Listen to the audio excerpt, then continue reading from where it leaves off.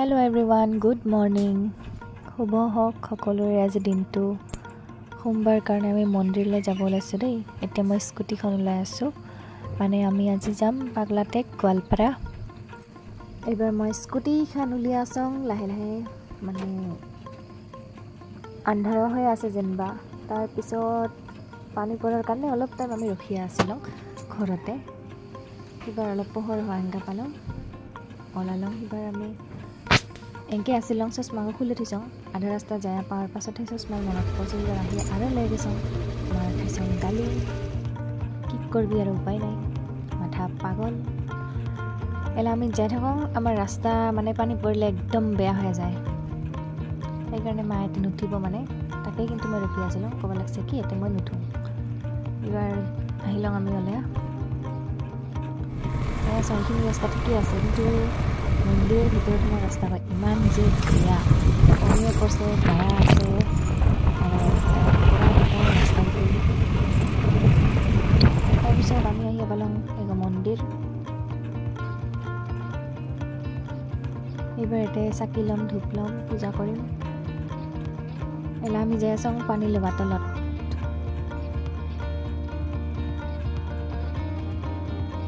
পানী চানী লৈ আহি ঢালিম। এইবাৰ তিনিটা যাই আছে আগত, নমুনা তিনিটা।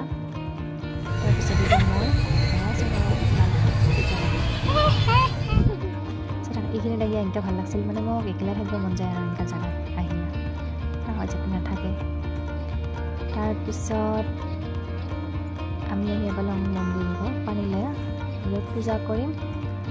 লাইন বহুত, মানে এইবাৰ দেখা পালোঁ গোটেইকেইটি আপা আছে। আমি ভাবিলোঁ কি একটা আপিত লাইন বানাওঁ, মানে বাই আৰু মই আছিলোঁ, সেইকাৰণে বানি দিলোঁ আৰু এটা। সেইকাৰণে আমি আগত পালাওঁ।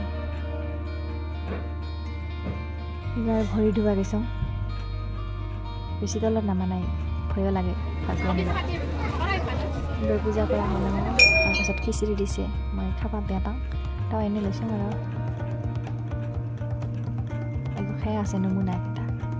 এই যে 2 নম্বৰ নমুনা, 3 নম্বৰ নমুনা খাই আছে। নি খাই থাকক, বেচেৰাও এটা নাখোৱা কৰাইছে তো। এইবাৰ মই খাব লাগে বোলে, এনে 1 চামুচ মুখত দিছোঁ আৰু। এইবাৰ দিছোঁ পানী ল'বা, পানী খাব লাগিব না। এইবাৰ আমাৰ হ'ল যাম এইবাৰ আমি ঘৰত। বহুত মানুহ হৈছে তেওঁ।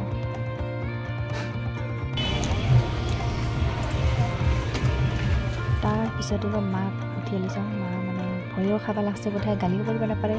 এইঘাটে মোবাইল এঘাটে চলাই আছোঁ, বেচেৰা উপায় নাই। তোৰ বেটিগতে এনেকা পাগল। এইবাৰ এইখন চাহ নৰনাৰায়ণ সেইটো